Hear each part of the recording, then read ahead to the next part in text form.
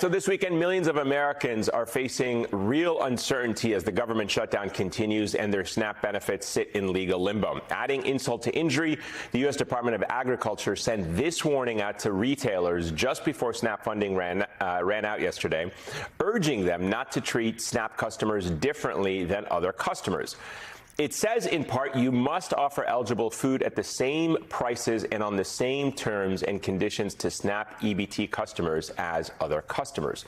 But the chaos unfolding over these benefits may be by design from the Republican Party. As the New York Times explains, Trump's food stamps cut exposes his strategy to use the shutdown to advance his agenda.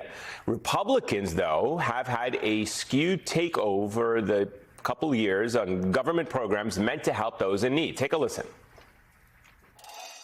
It's now common knowledge that our welfare system has itself become a poverty trap, a creator and reinforcer of dependency.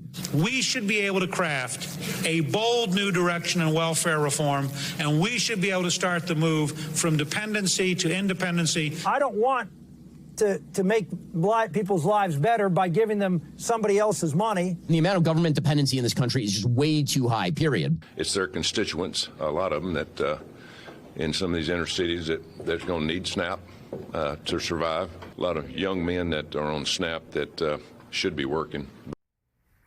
Joining us now, Massachusetts Congresswoman Ayanna Pressley. She serves on the Oversight Committee, the Financial Services Committee, and is part of the Progressive Caucus. Congresswoman, it's great to have you back on the show. Let me get your response to what we just played there from Republicans about the dependency of those that are on SNAP. I mean, what do you make of that assessment that the current cuts to food stamps, favors a certain part of the Democratic base more so than others? Yeah, those weren't dog whistles; those were bullhorns, and grossly inaccurate. Again, for SNAP, we're talking about $2 a day per meal, so that's $6 a day. 42 million people in this country rely on SNAP, so we're talking about 1.2 million veterans, 13% of whom are still military personnel. We're talking about the disabled. We're talking about the elderly on fixed incomes. We're talking about babies. So their policies are cruel, and they are also clueless.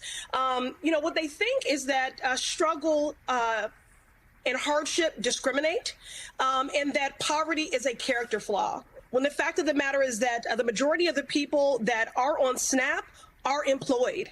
They are working. They are the working poor.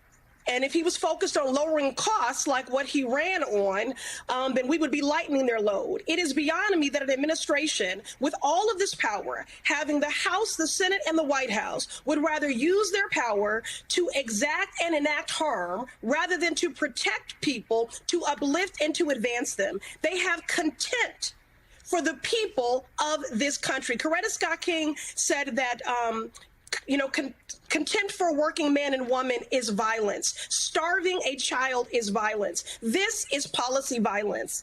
And the hurt and harm that I'm seeing and feeling and hearing from my constituents in the Massachusetts 7th is undeniable. And the worst part is it is 100% preventable.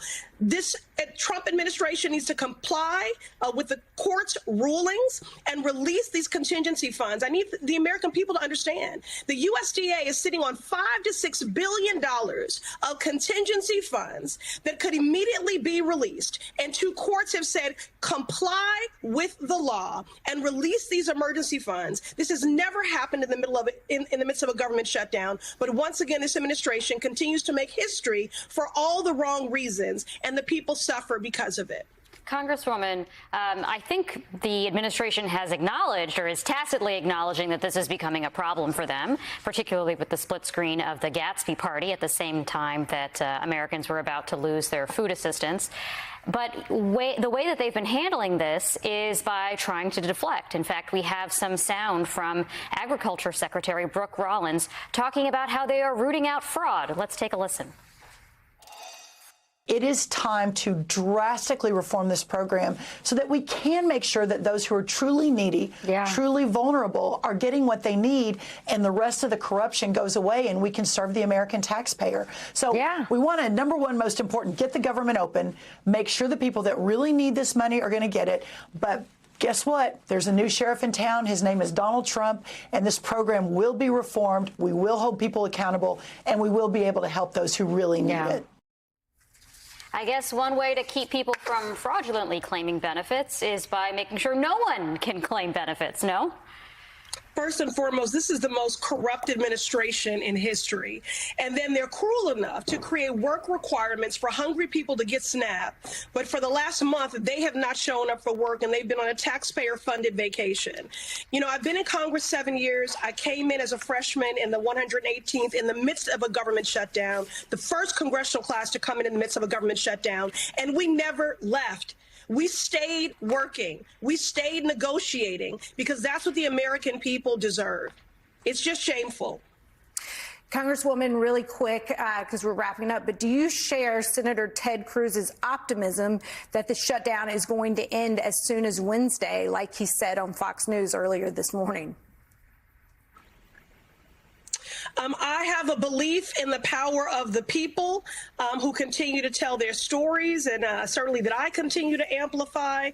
Like a constituent of mine who is a manager of a homeless shelter, a men's shelter, who received a letter in the mail about his premiums going from $200 a month to almost $1,000 a month. They are very clear about why Democrats are holding the line. They're grateful we are holding the line because we need to restore those cruel cuts to Medicaid, and we need to keep the cost of health care lowered, because if we don't do that, people will get sicker and people will die. This is a matter of life and death. Health care is not a nice to have, it is a must have.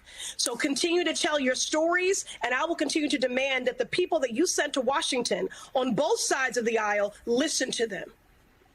Congresswoman Ayanna Pressley, thank you so much for being with us tonight. Thank you.